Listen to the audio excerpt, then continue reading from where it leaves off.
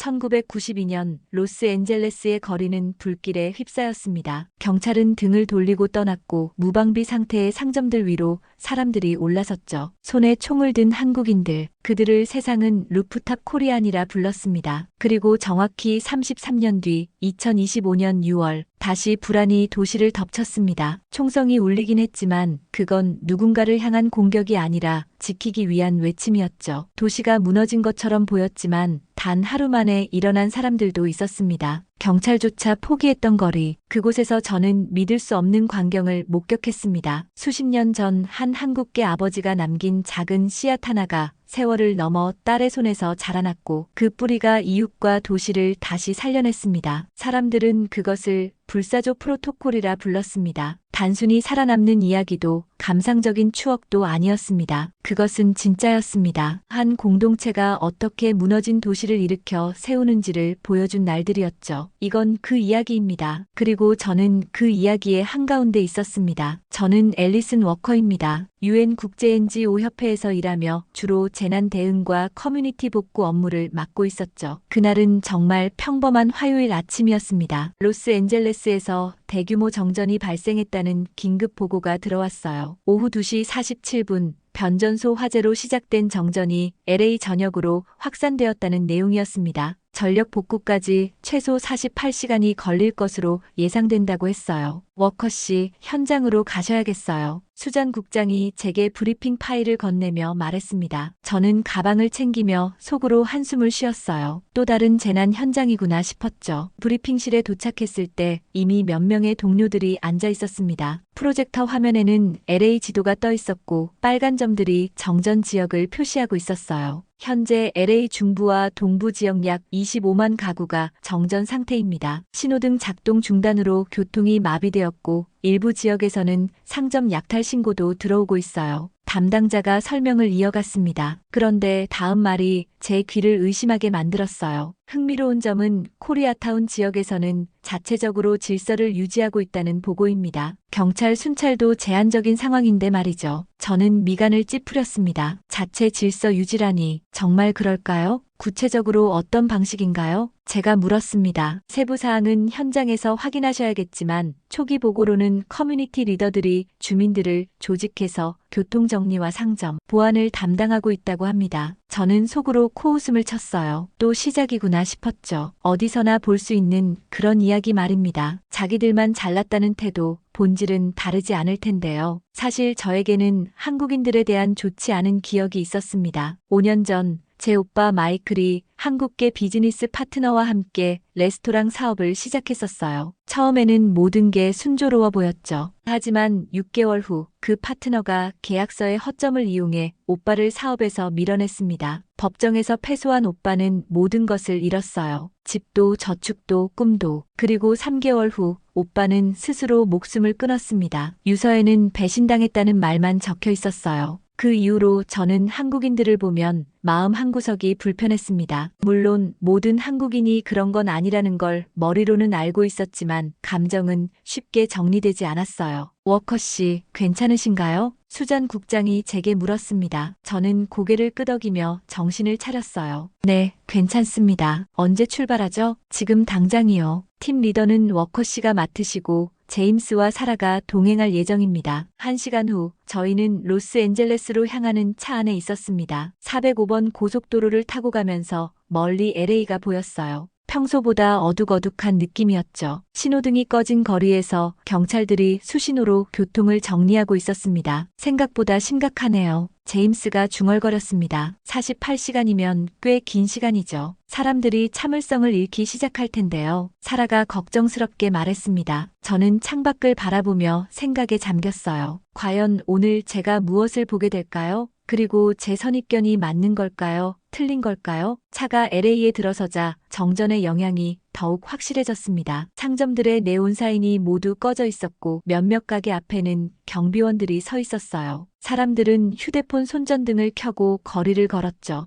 과연 오늘 제가 무엇을 보게 될까요? 그리고 제 선입견이 맞는 걸까요? 틀린 걸까요? 다음 날 아침 상황은 더욱 악화되었습니다. 전력 복구가 예상보다 지연되고 있었고 경찰 대응도 한계에 부딪혔어요. 밤사이 몇몇 지역에서 약탈 사건이 발생했다는 보고가 들어왔습니다. 저희 팀은 다운타운 LA 현장 사무소에서 상황을 파악하고 있었어요. 제임스가 무전기를 들고 와서 말했습니다. 본부에서 코리아타운 지역 직접 조사 지시가 내려왔어요. 그쪽이 유일하게 큰 문제 없이 버티고 있다고 하네요. 저는 회의적으로 고개를 저었어요. 정말 그럴까 싶었죠. 그럼 가봅시다. 직접 눈으로 확인해야겠네요. 오전 10시 저희는 한국계 상점들이 밀집한 웨스턴 애비뉴로 향했습니다. 길을 가면서 다른 지역과의 차이를 느낄 수 있었어요. 확실히 거리가 더 조용하고 정돈되어 있었습니다. 그런데 갑자기 제임스가 멈춰섰어요. 이상하네요. 지도가 맞나요? 사라가 휴대폰 지도를 다시 확인했어요. 맞는 것 같은데. 신호가 약해지네요. 저희는 길을 잃었습니다. 정전으로 인해 GPS도 제대로 작동하지 않았고 거리 표지판도 잘 보이지 않았어요. 1시간 정도 헤매다가 날씨까지 나빠지기 시작했습니다. 비가 올 것 같은데요. 제임스가 하늘을 올려다보며 말했어요. 바로 그때 작은 세탁소가 눈에 들어왔습니다. 순자 드라이 클리닝이라는 간판이 보였어요. 비가 떨어지기 시작하자 저희는 급히 그곳으로 뛰어갔습니다. 실례합니다. 잠깐 비를 피해도 될까요? 제가 문을 열며 물었어요. 안에서 60대 정도로 보이는 한국인 할머니가 나오셨습니다. 인자한 미소를 지으며 고개를 끄덕이셨어요. 물론이죠. 들어오세요. 박순자 할머니였습니다. 할머니는 저희에게 따뜻한 차를 끓여주시며 말씀하셨어요. 요즘 힘든 시기죠. 전기도 나가고. 네, 저희는 유엔에서 온 조사팀입니다. 이 지역이 다른 곳보다 질서가 잘 유지되고 있다고 해서 왔어요. 제가 설명했습니다. 순자 할머니의 표정이 조금 굳어졌어요. 당신 같은 사람은 이해 못해요. 죄송하지만 무슨 뜻인지 와서 구경하고 평가하는 사람들. 우리가 뭘 하는지 진짜로 알고 싶어 하는 게 아니라 그냥 보고서에 쓸 거리 찾는 거죠. 할머니의 말이 가슴에 박혔습니다. 정확한 지적이었어요. 저는 잠시 할머니의 가게를 둘러보았습니다. 카운터 옆에는 비상용 매뉴얼이 깔끔하게 정리되어 있었고 벽에는 코리아타운 지역 지도가 붙어 있었어요. 그런데 그 지도에는 연필로 여러 표시가 되어 있었습니다. 이건 뭐죠? 제가 물었어요. 비상시 대피 경로와 집합 장소예요. 우리 커뮤니티는 이런 상황에 대비해서 미리 준비했거든요. 순자 할머니가 설명해 주셨습니다. 벽 한쪽에는 한글로 쓰인 문구가 눈에 들어왔어요. 지킨다는 건 옆에 있는 것이라고 적혀 있었습니다. 저 문구는 무슨 뜻인가요? 우리 할아버지가 하시던 말씀이에요. 진짜 누군가를 지키려면 앞에 서서 막는 게 아니라 옆에서 함께 걸어가야 한다고. 그 순간 저는 뭔가 묘한 감정을 느꼈어요. 제가 가지고 있던 선입견과는 다른 무언가였습니다. 밖에서 차량 소음이 들려왔어요. 창문으로 내다보니 경찰차와 시위대가 멀리서 대치하고 있는 모습이 보였습니다. 상황이 안 좋아지고 있네요. 사라가 걱정스럽게 말했어요. 순자 할머니는 차분하게 휴대폰을 꺼내 누군가에게 전화를 걸었습니다. 예진아, 나야. 지금 상황 어떠니? 알겠어. 준비해. 전화를 끊고 저희를 보며 말씀하셨어요. 지하로 내려가는 게 좋을 것 같아요. 저희는 할머니를 따라 세탁소 지하로 내려갔습니다. 그곳에서 예상치 못한 광경을 목격했어요. 지하에는 작은 방송실이 있었습니다. 마이크와 믹싱 장비, 그리고 여러 개의 모니터가 설치되어 있었어요. 30대 여성이 헤드폰을 끼고 무언가를 준비하고 있었습니다. 예진이에요. 제 손녀딸이죠. 순자 할머니가 소개해 주셨어요. 박예진 씨는 저희를 보더니 놀란 표정을 지었어요. 할머니, 이분들은 누구세요? 유엔에서 온 사람들이야. 우리 동네 조사하러 왔대. 예진 씨는 잠깐 망설이더니 저희에게 말했어요. 죄송하지만 지금은 매우 중요한 시점이라서. 이게 뭐 하는 곳인가요? 제가 궁금해서 물었습니다. 예진 씨가 할머니를 바라보니 할머니가 고개를 끄덕이셨어요. 커뮤니티 비상방송국이에요. 정전이나 재난 상황에서 주민들에게 정보를 전달하는 역할을 하죠. 방송국이라고 하면 제가 한국에서 방송기자 일을 했었어요. 몇 년 전에 이민을 와서 이 일을 시작했죠. 예진 씨의 설명에 저는 점점 놀라게 되었어요. 단순히 질서를 유지하는 정도가 아니라 체계적인 시스템이 갖춰져 있었습니다. 어떤 방식으로 방송하는 거죠? 다국어로 방송해요. 영어, 한국어, 스페인어. 이 지역에 사는 주민들 대부분이 이해할 수 있게 벽에 걸린 장비들을 자세히 보니 정말 전문적이었어요. 그런데 한쪽에 특별한 송신기가 있었습니다. 저건 뭐죠? 1992년 LA 폭동 때 루프탑 코리안들의 후손분이 기증해 주신 거예요. 비상시에 더 넓은 지역으로 방송할 수 있어요. 예진 씨가 설명해 주었습니다. 갑자기 위에서 소음이 들려왔어요. 사람들의 함성 소리와 차량 소음이 점점 가까워지고 있었습니다. 시위대가 이쪽으로 오고 있는 것 같네요. 제임스가 긴장한 목소리로 말했어요. 예진 씨는 침착하게 헤드폰을 끼고 마이크 앞에 앉았습니다. 지금부터 3단계 대응 매뉴얼을 가동합니다. 모니터에는 여러 지역의 상황이 실시간으로 표시되고 있었어요. CCTV나 휴대폰으로 찍은 영상들이 계속 업데이트되고 있었습니다. 주민들이 직접 상황을 제보하는 거예요. 순자 할머니가 설명해 주셨어요. 예진 씨가 방송을 시작했습니다. 여러분, 지금 웨스턴 애비뉴 방향에서 시위대가 접근하고 있습니다. 미리 정한 대로 1단계 대응에 들어가세요. 잠시 후 다른 언어로도 같은 내용을 방송했어요. 창밖을 통해 보니 멀리서 사람들이 움직이는 게 보였습니다. 하지만 예상과 달리 무질서하게 흩어지는 게 아니라 조용히 정해진 곳으로 이동하고 있었어요. 저 사람들은 뭐라는 거죠? 1단계는 비안국계 주민들을 안전한 곳으로 대피시키는 거예요. 특히 어린이들과 노약자들. 제가 놀랐어요. 비안국계 주민들도 보호하는 거군요. 당연하죠. 우리 동네 사람들인데. 예진 씨의 말에 저는 할 말을 잃었습니다. 모니터를 통해 상황을 지켜보니 정말 체계적이었어요. 각 구역마다 담당자가 있었고 연락망도 잘 조직되어 있었습니다. 시위대가 점점 가까워지고 있었어요. 하지만 예진 씨는 여전히 침착했습니다. 2단계 준비하세요. 옥상 경고등 가동 확인. 무전기에서 확인 메시지가 들려왔어요. 그때 저는 뭔가 이상한 점을 느꼈습니다. 시위대의 움직임이 일반적인 시위와 달랐어요. 더 공격적이고 목적이 있어 보였습니다. 저들이 정말 그냥 시위대일까요? 제가 중얼거렸어요. 예진 씨가 저를 바라보며 말했어요. 우리도 그렇게 생각해요. 그래서 더 신중하게 대응하는 거죠. 시위대가 본격적으로 접근하기 시작했어요. 모니터를 통해 보니 일부는 명백히 폭력적인 의도를 가지고 있는 것 같았습니다. 상점 유리창을 깨거나 불을 지르려는 움직임이 보였어요.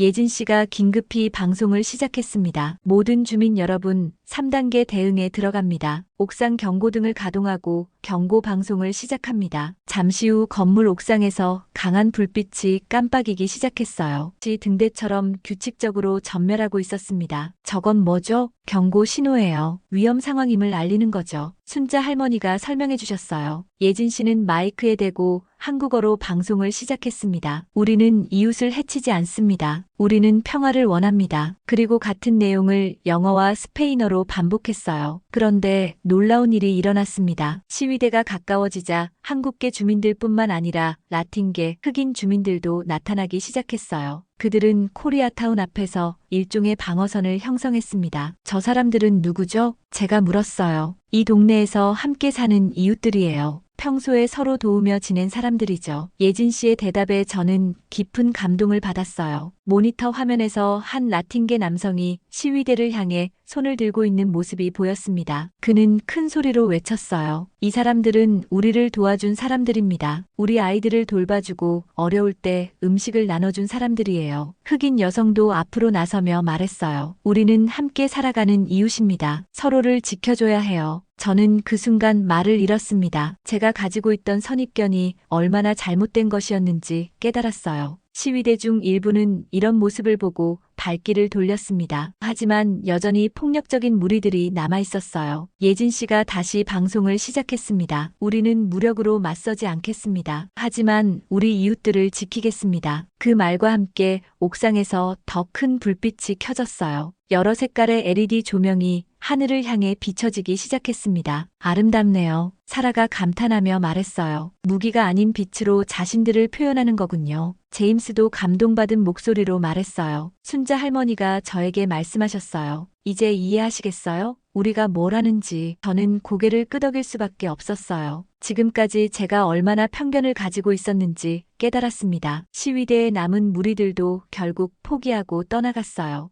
폭력이 아닌 연대의 힘 앞에서 그들은 더 이상 무엇을 할 수 없었습니다. 예진 씨가 마지막 방송을 했어요. 위기가 지나갔습니다. 모든 주민 여러분께 감사드립니다. 우리는 함께 이겨냈습니다. 그 순간 저는 처음으로 침묵했습니다. 할 말을 찾을 수 없었어요. 이웃들의 연대에 깊은 감동을 받았습니다. 다음 날 아침 위기가 완전히 지나간 후 저는 다시 순자 할머니의 세탁소를 찾았습니다. 어제 본 것들에 대해 더 자세히 알고 싶었어요. 할머니는 저를 보자 따뜻하게 맞아주셨습니다. 어젯밤에 잠은 잘 주무셨어요? 네, 감사합니다. 그런데 할머니께 여쭤보고 싶은 게 있어요. 저는 망설이다가 용기를 내어 말했습니다. 제가 한국인들에 대해 좋지 않은 감정을 가지고 있었어요. 개인적인 일 때문에. 할머니는 고개를 끄덕이시며 들어주셨어요. 오빠가 한국계 사업 파트너에게 배신당했거든요. 그리고 결국 제가 말을 잇지 못하자 할머니가 조용히 말씀하셨어요. 마이클 워커 씨 이야기군요. 저는 깜짝 놀랐어요. 어떻게 아세요? 할머니는 잠시 뒤쪽으로 가서 봉투 하나를 가져오셨어요. 이걸 드리려고 했어요. 봉투 안에는 손편지가 들어 있었습니다. 한국어로 쓰여 있었지만 영어 번역문도 함께 있었어요. 편지를 읽는 순간 저는 충격을 받았습니다. 앨리슨에게 나는 당신의 오빠 마이클과 함께 일했던 김민수입니다. 이 편지를 쓰는 지금도 마음이 무겁습니다. 마이클이 세상을 떠난 후 진실을 말하지 못한 것이 평생의 죄가 되었습니다. 저는 손이 떨렸어요. 사실은 제가 마이클을 배신한 것이 아닙니다. 오히려 그를 구하려고 했지만 실패했어요. 우리 레스토랑에 큰 문제가 생겼을 때 저는 제 개인 자산을 모두 걸고 마이클을 보호하려 했습니다. 하지만 법적 절차상 제 이름으로 사업을 넘겨받을 수밖에 없었어요.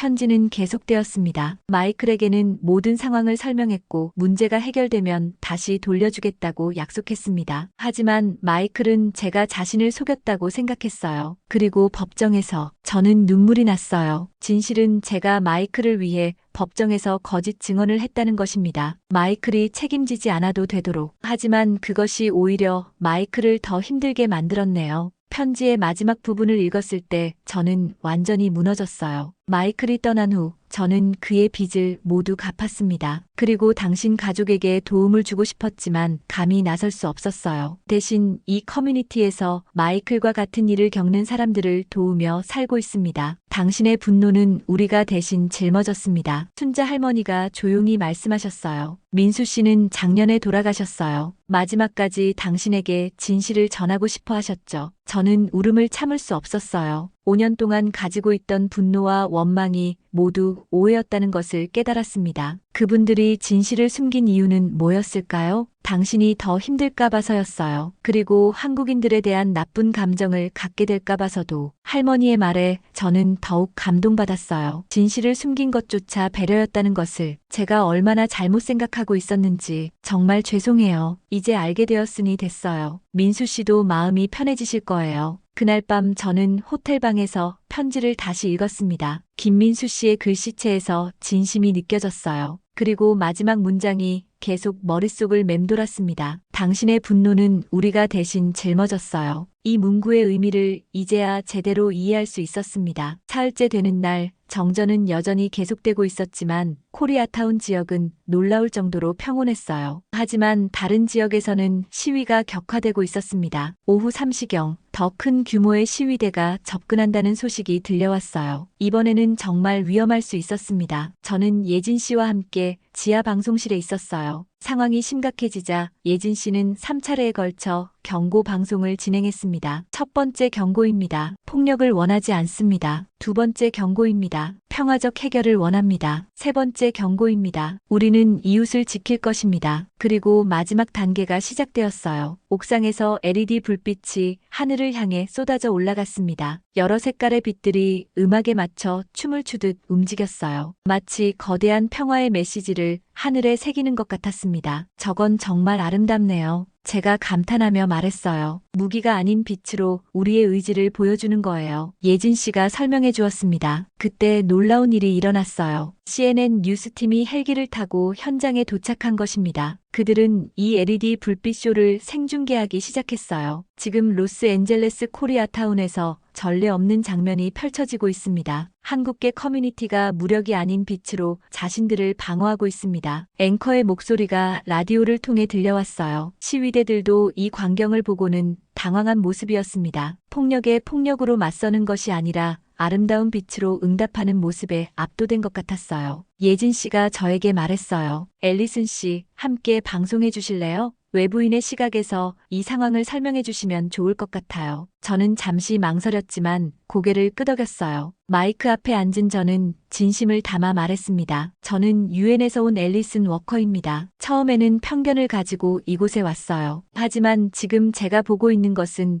진정한 평화의 모습입니다. 이들은 싸우지 않고 지키고 있어요. 증오가 아닌 사랑으로, 분열이 아닌 연대로. 제 목소리가 라디오를 타고 퍼져나갔어요. 이것이 진정한 강함입니다. 무력으로 굴복시키는 것이 아니라 마음으로 감동시키는 것. CNN에서도 제 인터뷰를 생중계했습니다. 다음 날 전 세계 언론이 이 사건을 보도했어요. 빛으로 방어한 공동체라는 제목의 기사가 국제적으로 큰 화제가 되었습니다. 시위대는 결국 폭력 없이 해산되었고 그날 밤 전력도 복구되었어요. 사건이 종결된 후 저는 상세한 보고서를 작성했습니다. LA 코리아타운 대응 모델에 대한 분석과 함께 이들의 평화적 해결 방식을 소개했어요. 한 달 후 제 보고서는 유엔 연대 사례집에 채택되었습니다. K-커뮤니티 모델이라는 이름으로 공식화되어 전 세계 재난 대응 매뉴얼에 포함되었어요. 예진 씨와 저는 함께 다큐멘터리를 제작하기로 했습니다. 진실한 이야기를 더 많은 사람들에게 전하고 싶었어요. 6개월 후 다큐멘터리 촬영을 위해 다시 LA 코리아타운을 찾았을 때 저는 큰 변화를 느꼈습니다. 제 마음의 변화 말이에요. 순자 할머니와 인터뷰를 하면서 저는 말했어요. 한국인들이 만든 건 담장이 아니라 다리였어요. 서로를 잇는 다리. 할머니는 미소를 지으며 고개를 끄덕이셨어요. 그리고 저는 놀라운 결정을 했습니다. 한국어를 배우기 시작한 것이에요. 진정한 소통을 위해서였습니다. 매주 토요일마다 한국어 수업을 들으러 코리아타운을 찾았어요. 처음에는 어려웠지만 점점 재미있어졌습니다. 안녕하세요부터 시작해서 감사합니다까지 하나씩 배워가는 과정이 즐거웠어요. 예진 씨는 제 한국어 선생님이 되어주었습니다. 발음이 많이 늘었어요. 감사해요. 정말 열심히 배우고 있어요. 서툴지만 한국어로 대화를 나누는 것이 신기했습니다. 1년이 지나면서 저는 이 커뮤니티의 일원이 된 것 같은 느낌을 받았어요. 한국인들뿐만 아니라 다양한 이웃들과 친해졌습니다. 다큐멘터리 작업도 순조롭게 진행되었어요. 많은 사람들이 인터뷰에 응해주었고 진실한 이야기들이 모여들었습니다. 이 다큐가 더 많은 이해를 만들어낼 거예요. 예진 씨가 말했어요. 네, 그랬으면 좋겠어요. 편견 없는 세상을 위해서. 저도 진심으로 그렇게 바랐습니다. 1년 후 슬픈 소식이 전해졌습니다. 박순자 할머니가 돌아가신 것이에요. 평화롭게 잠들듯 가셨다고 했습니다. 장례식 당일 예진 씨는 특별한 방송을 진행했어요. 할머니를 기리는 추도 방송이었습니다. 할머니는 항상 말씀하셨어요. 지킨다는 건 옆에 있는 것이라고. 오늘 우리는 할머니 옆에 있겠습니다. 많은 사람들이 방송을 들으며 할머니를 그리워했어요. 몇 달 후 LA 코리아타운에 순자 커뮤니티 센터가 설립되었습니다. 할머니의 뜻을 기리고 지역 공동체를 위한 공간이었어요. 센터 개관식에는 다양한 인종의 주민들이 참석했습니다. 한국인, 라틴계, 흑인, 백인들이 모두 함께였어요. 그리고 드디어 다큐멘터리가 완성되었습니다. 제목은 옆에 있는 사람들이었어요. 다큐 시사회가 열린 날 저는 마지막 소감을 한국어로 준비했습니다. 1년 동안 열심히 배운 한국어로 진심을 전하고 싶었어요. 감사합니다. 여러분 덕분입니다. 어설프지만 진심을 담아 한국어로 말했을 때 모든 사람들이 박수를 쳐주었어요. 예진 씨가 다가와서 말했어요. 정말 많이 늘었어요. 할머니가 보셨다면 정말 기뻐하셨을 거예요. 그날 밤 저는 다큐멘터리를 다시 보며 지난 시간들을 돌이켜보았습니다. 편견으로 시작했던 제가 얼마나 많이 배우고 성장했는지 느낄 수 있었어요. 다큐의 마지막 장면에서 제가 나와서 말하는 부분이 있었습니다. 그날의 루프탑에서 저는 한국을 다시 보았습니다. 아니, 진짜 한국을 처음 보았습니다. 그리고 진짜 인간을 보았습니다. 화면 속 저는 계속 말했어요. 우리는 공격하지 않았습니다. 우리는 곁에 있었습니다. 그 문장이 화면에 크게 떠올랐을 때 저는 깊은 감동을 받았어요. 이제 저는 진정으로 이해했습니다. 순자 할머니가 말씀하신 그 의미를, 예진 씨와 이웃들이 보여준 진정한 강함을, 그리고 김민수 씨가 마지막까지 지키고 싶어 했던 것이 무엇인지도. 사랑합니다. 이웃을 사랑한다는 것, 그것이 가장 강한 무기였습니다. 몇 년이 지난 지금도 저는 정기적으로 LA 코리아타운을 찾습니다. 순자 커뮤니티 센터에서 자원봉사를 하고 예진 씨와 함께 새로운 프로젝트들을 진행해요. 한국어 실력도 많이 늘었습니다. 이제는 일상 대화는 물론이고 복잡한 주제도 논의할 수 있어요. 무엇보다 제 마음에서 편견과 원망이 사라졌습니다. 그 자리에는 이해와 사랑이 자리 잡았어요. 오빠 마이클도 이제 평안히 쉬고 있을 것 같습니다. 진실이 밝혀졌고 원망도 풀렸으니까요.